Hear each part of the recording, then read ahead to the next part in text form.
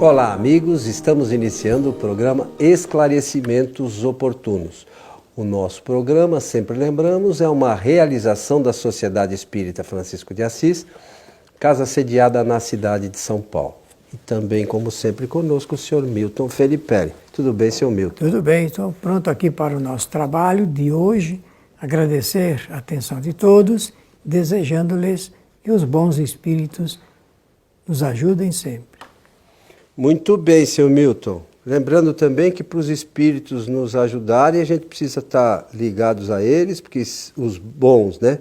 Porque o nosso pensamento às vezes nos desvia, a gente se perde um pouco com os pensamentos e acaba. Quando a gente se perde, a gente acaba se ligando aos espíritos sem muito esclarecimento. E aí a gente, nossa caminhada fica um pouco conturbada, né? Sem a gente se dar conta disso, verdade, né? É verdade. Olha, eu aproveito então para dizer a todos o seguinte: nós temos que nos lembrar sempre do nosso espírito protetor. E se nós tivermos a oportunidade de experimentar isso várias vezes, depois vai virar uma constância em nossa realidade aqui enquanto encarnados. Eu, de manhã, quando acordo, eu cumprimento também o espírito protetor. Bom dia, meu querido protetor espiritual. Hoje estarei ligado a você para obter boas inspirações aqui para a nossa vida. Meus amigos, comecem a fazer isso. Vocês vão ver que realmente muda um pouco essa realidade que nós temos aqui na Terra. E não tem nada de mágica. Não, é utilização. Né? Pensamento, né? Se ligando, não tem nada de místico, nada de maravilhoso. Não, isto é natural. Natural. Muito bem, senhor Milton, vamos aqui à pergunta que nos foi encaminhada. Diz assim a pessoa: li no Livro dos Espíritos, na questão 292, que os espíritos desencarnados também podem também alimentar ódio entre si. Isso me pareceu assustador. Vocês não acham? A pessoa diz isso. Que pareceu a ela assustador. Ela quer saber se a gente não acha também que é assustador. E a pergunta, vamos aqui na pergunta 292, aproveitar aqui já, Milton. É assim: alimentam ódio entre si os espíritos? Só entre os espíritos impuros, né? Há ódio, e são eles que insuflam nos homens as inimizades e as dissensões. Muito bem, a pergunta foi feita por Allan Kardec, sempre muito oportuna. Então ele era muito judicioso na elaboração e, conforme vocês sabem, parece simples, mas perguntar requer uma certa qualidade. Fazer perguntas, sobretudo perguntas corretas, certas, né? É só aqueles que têm larga experiência sabem fazer isto.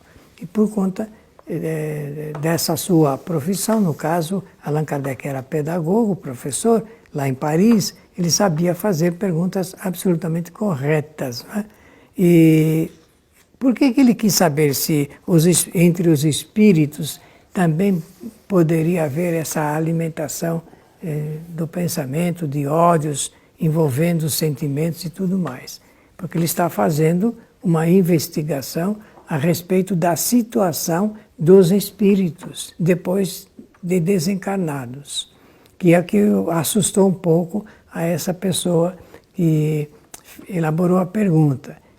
Está depois de desencarnado, então ela deve estar pensando assim: depois de eu morrer, eu poderei enfrentar essa situação de ser odiado ou odiada por alguém que também estará no mundo dos espíritos, na mesma situação.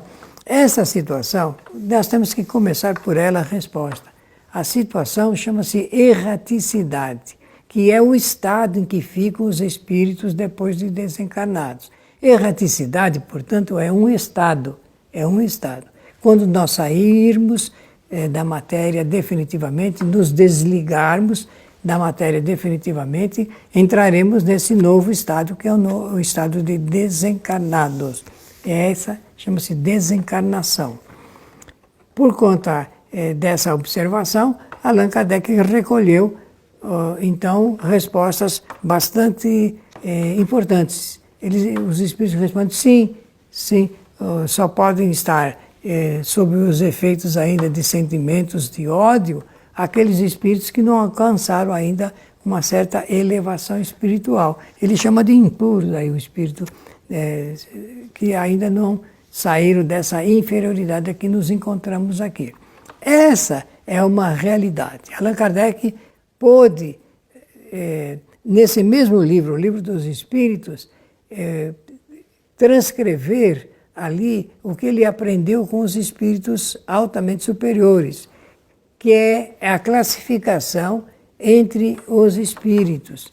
Essa classificação, ele deu um nome, lá em 1857, de escala espírita. Escala espírita começa com a indagação de número 100 e vai seguindo de acordo com a necessidade das informações que Allan Kardec precisou anotar.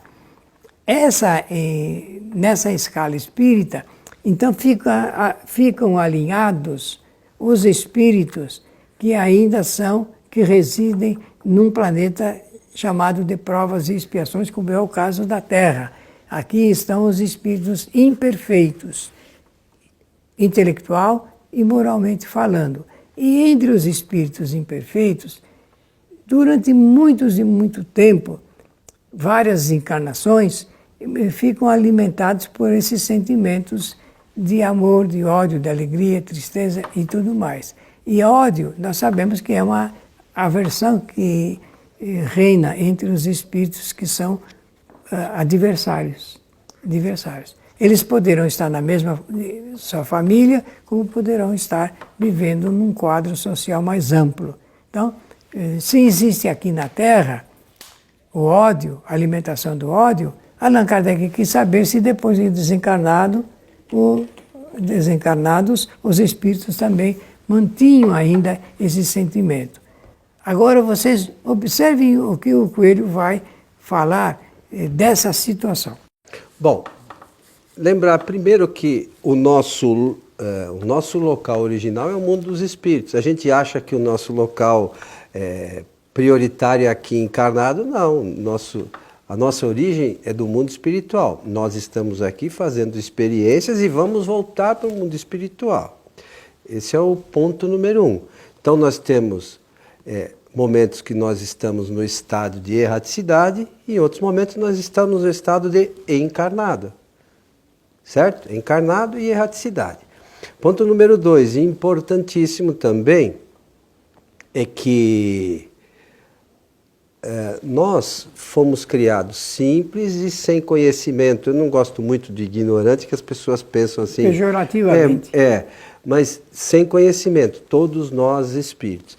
E ao longo dessas indas e vindas do estado de erraticidade para o estado de encarnado e retorno, nós vamos amadurecendo e vamos ganhando conhecimento.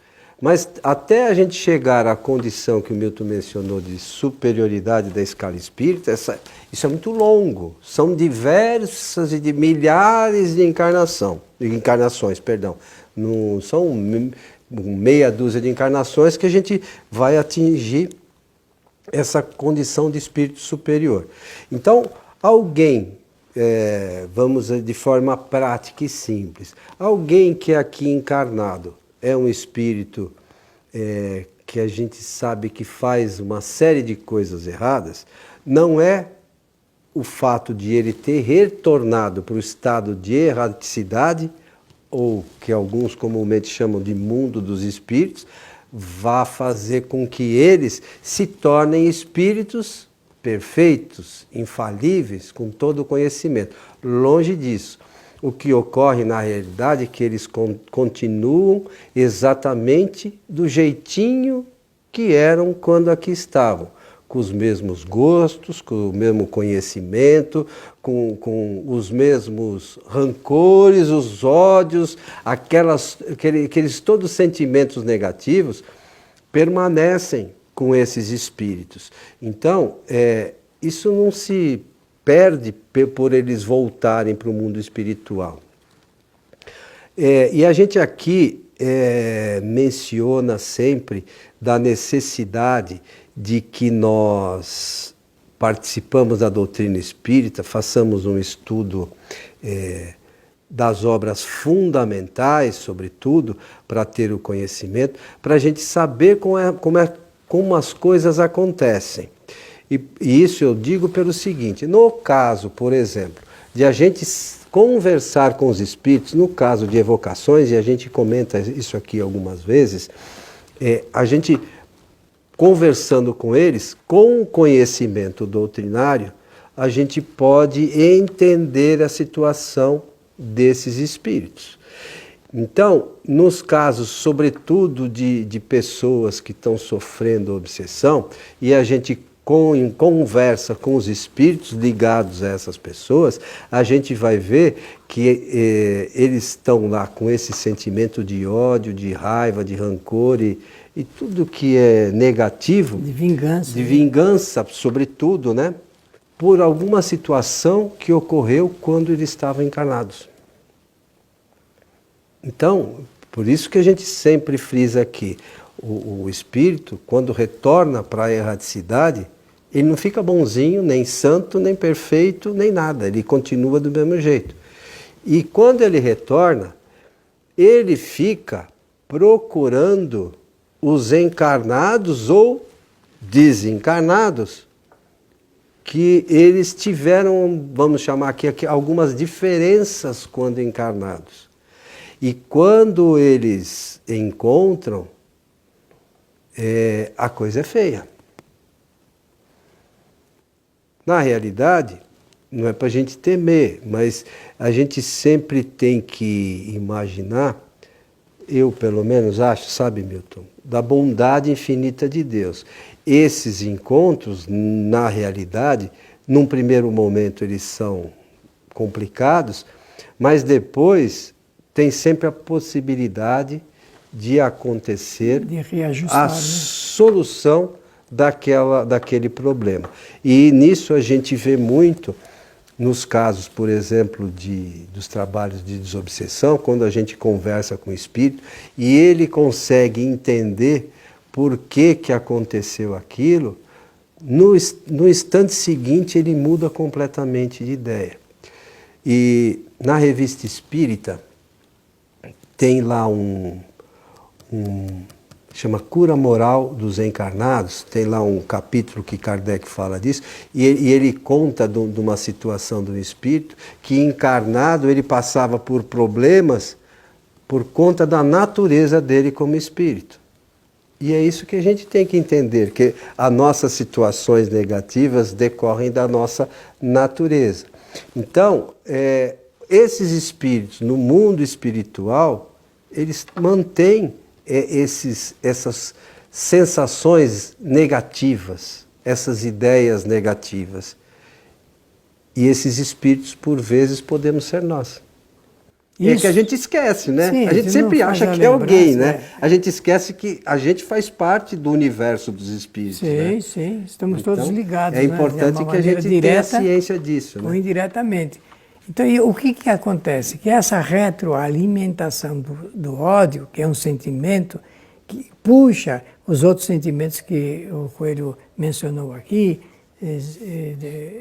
de ódio, de vingança, de inveja, e tudo começa com acontecimentos da vida material. Os acontecimentos da vida material envolvem essas qualidades entre os espíritos, não é?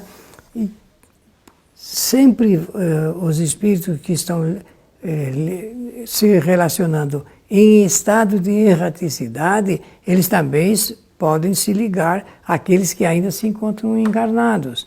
E no Livro dos Médiuns, no capítulo 23, Allan Kardec vai fazer um estudo muito interessante e importante para nós, esse conhecimento, a respeito da enfermidade chamada obsessão. Chamada obsessão. E conforme diz o Coelho, e muito bem, eu assim entendo, vai envolvendo poderá ser envolvida também a solução através do que nós espíritas chamamos de desobsessão, que é afastar ou retirar o espírito daquela situação. Por isto, e portanto, nós temos que nos ligar a esse fato para sabermos que esta é uma realidade. Ela poderá ser uma realidade presente, como poderá ser uma realidade no futuro. E esse futuro, a própria pergunta envolve, depois da desencarnação entre os espíritos. O que a pessoa quer saber? Olha, eu quero saber com clareza, né, com nitidez, se esse drama pode acontecer aqui ou depois que os espíritos desencarnam. Eu entendo que essa pergunta o estudo dessa pergunta poderá trazer as soluções para casos que nós conhecemos aqui, porque, conforme diz o Coelho, será preferível, meus amigos, que a gente solucione os problemas aqui e não deixar para depois. A finalidade da encarnação, da reencarnação, é exatamente esse: permitir novas experiências para minimizar o resultado das experiências que nós chamamos de negativas no passado e para abreviar os momentos melhores no nosso futuro. Será preferível que não retardemos as soluções dos problemas da obsessão. Quando o Milton falou no início do programa, e ele sempre faz diz essa frase, que os bons espíritos nos ajudem sempre. Isso vai muito além do que a gente pensa muitas vezes. O Milton sempre fala essa frase. Isso é muito mais importante para a nossa vida do que às vezes que a gente imagina, né? Porque depois ainda hoje a gente comentou, os espíritos bons vão nos ajudar se a gente estiver ligados a eles. Tem lá, eles estão falando aqui entre os encarnados, entre os desencarnados, mas tem lá a pergunta 459, que Kardec também fez aos espíritos superiores, se os espíritos influenciam em nossas vidas. Eles dizem que muito mais do que a gente pensa, muitas vezes são eles que nos dirigem, que vos dirigem, né? No caso a nós. Sim. Então imagine que por vezes nós somos dirigidos por alguém e a gente não faz nem ideia. Pelo consentimento nosso. A gente que autoriza, porque a gente... por isso que o Milton fala, que os bons espíritos nos ajudem. Porque se a gente estiver ligado aos maus, eles vão nos direcionar. E qual é a alegria deles? É ver a gente cada vez em situações piores. Como se já não bastasse os problemas que a gente tem, ainda se a gente tiver um empurrãozinho ladeira abaixo, onde a gente vai parar? Com certeza. Olha, e é bom que você entre nessa matéria, nesse estudo, nesse canal, para propiciar também, em termos de pensamento, a seguinte reflexão. Se nós falarmos constantemente, pensarmos constantemente em enfermidades, em doenças, o que acontece do ponto de vista da imantação, das influências magnéticas? Acontece que nós acabamos contraindo as enfermidades, as doenças. Mas se nós falarmos em saúde e tivermos um sentimento de alegria, de boa sensação, de bons pensamentos, ligados com espíritos bondosos, com certeza o fato será outro. Reverte, né? Se reverte. Então é importante que, por vezes, essas palavras para alguns podem parecer assim um tanto como jogadas ao vento, né? Mas são coisas de uma importância muito maior do que a gente imagina, porque a gente não se dá conta, e nós já falamos aqui também por diversas vezes, e muita gente acha que isso é ficção, que a gente se liga aos espíritos pelo pensamento. Imagine, se a gente pensar coisa boa, como o Milton falou, nós vamos nos ligar a espíritos bons. Se a gente pensar bobagem, a gente vai se ligar a espírito que pensa bobagem. Não tem mágica. Isso é o natural. E aí, a gente se coloca numa situação difícil por culpa exclusiva nossa. Porque nós estamos pensando de forma errada. Por isso que eu usei a expressão retroalimentação do pensamento. A recorrência do pensamento é que pode garantir o resultado. Se é bom, porque é sempre dentro da nossa capacidade de ação. Livre ação, livre pensamento, livre arbítrio. Nós determinamos o que nós desejamos. Sempre pensar assim. Isso é uma lei natural. O problema todo é que a gente determina aquilo que a gente quer fazer. O problema é que essa coisa está ligada a outra lei natural, que é a lei de causa e efeito. Então, todas as vezes que nós fazemos escolhas, e essas escolhas são boas, os efeitos são bons, né? Se a gente faz escolhas erradas, os efeitos são ruins. E aí, isso está diretamente ligado à nossa vida, à nossa saúde, a tudo que nos cerca. E é interessante, é importante mencionar isso, pelo fato de termos que aprender a medir as coisas que acontecem conosco. O que aconteceu com você há 10 minutos atrás, o que aconteceu é um efeito, é um acontecimento que nós podemos chamar de efeito. Se é um efeito, teve as suas causas, ou a sua causa anterior. É só a gente saber medir o grau do efeito para também saber medir o grau das causas que o produziram. É simples assim, né, Milton? Deveríamos pensar dessa maneira. Pois é, mas o problema é que a gente faz as coisas normalmente de forma meio que mecânica, sem o raciocínio Análise, necessário, né? E aí depois, lá na frente, a gente colhe efeitos não muito bacanas. Mas, enfim, faz parte. É tudo uma questão de aprendizado que a gente nós vamos aprendendo, vai aprendendo. Meu amigo Milton, chegamos aí ao final de mais um programa Esclarecimentos Oportunos. E pela oportunidade, agradecer a atenção de todos. Meus amigos, leiam o Livro dos Espíritos. Leiam, estudem, porque essa obra é uma obra de revolução do conhecimento aqui na Terra.